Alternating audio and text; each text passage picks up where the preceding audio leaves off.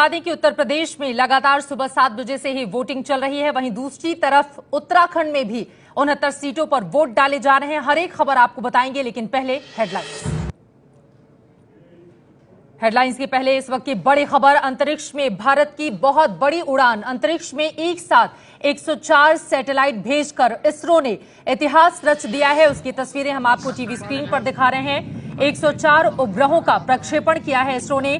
भारतीय अंतरिक्ष अनुसंधान संगठन का प्रक्षेपण यान पीएसएलवी आज श्रीहरिकोटा स्थित अंतरिक्ष केंद्र से एक मिशन से 104 उपग्रहों का प्रक्षेपण कर चुका है। PSLV C-37 कारसैट 2 series satellite mission को आज भारतीय समय के अनुसार 9:28 पर प्रक्षेपित किया गया, जिसकी तस्वीरें आपके सामने हैं।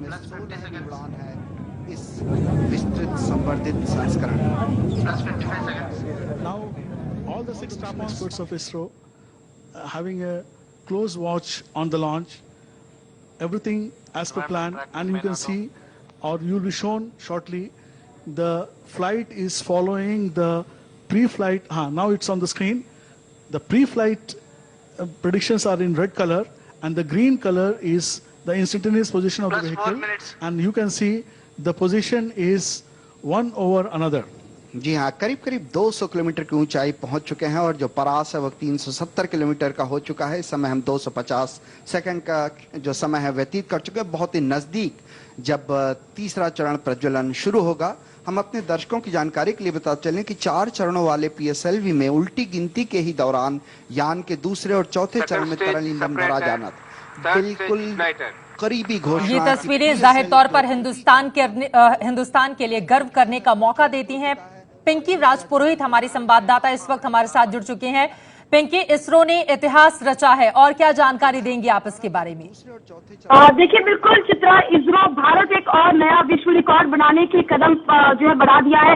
जैसे ही पीएसएलवी C-37 को श्रीहरिकोटा से लॉन्च किया गया। आपको बता दें कि इस वक्त केवल रूस के पास यह रिकॉर्ड है, जिसने 2014 में 37 सैटेलाइट एक साथ छोड़े थे और भारत 104 सैटेलाइट का विश्व रिकॉर्ड बनाने जा रहा है। इसमें बता दें आपको कि 101 छोटे यानी नैनो सैटेलाइट्स हैं, जिनका वजन तकरीबन 664 किलो का बताया जा रहा है।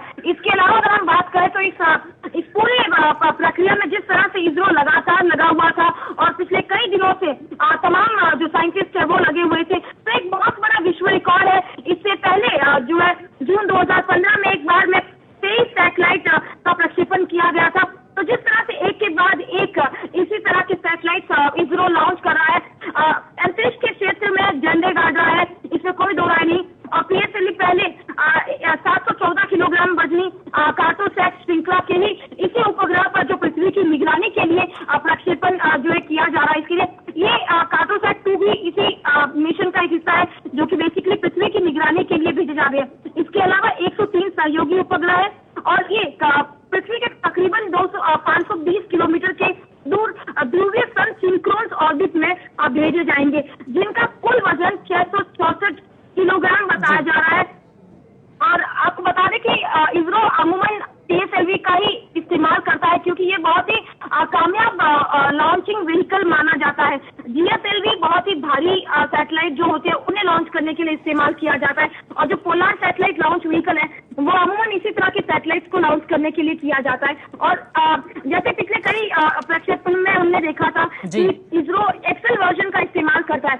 एक्सेल वर्जन इसलिए है कि अगर आप एक से ज्यादा सैटेलाइट्स अगर लॉन्च कर रहे हैं तो किस तरह से कई पिछले बार हमने देखा था कि कई उपग्रहों को अलग अलग कक्षा में स्थापित करना था, और इस बार भी इसी तरह का एक चुनौती जो है वो इसरो के सामने थी, जिसमें कई बार हमने देखा कि पोस्टपोन भी हुआ था ये लॉन्च, और अब आखिरकार ये कामयाब हो रहा है। बिल्कुल। और 104 में से 96 सैटेलाइट्स अकेले अमेरिका के हैं, जबकि 101 सैटेलाइट्स विदेशी हैं। सिर्फ 3 ही हमारे स्वदेश में बने हुए हैं। इस वक्त हमारे साथ अरविंद रानाडे साहब, जो कि वैज्ञानिक हैं, वो फोन लाइन पर जुड़ चुके हैं। 104 उपग्रहों का जिस तरह से प्रक्षेपण इसरो की ओर से किया गया है, आप इसे किस तरह से देखते हैं सर?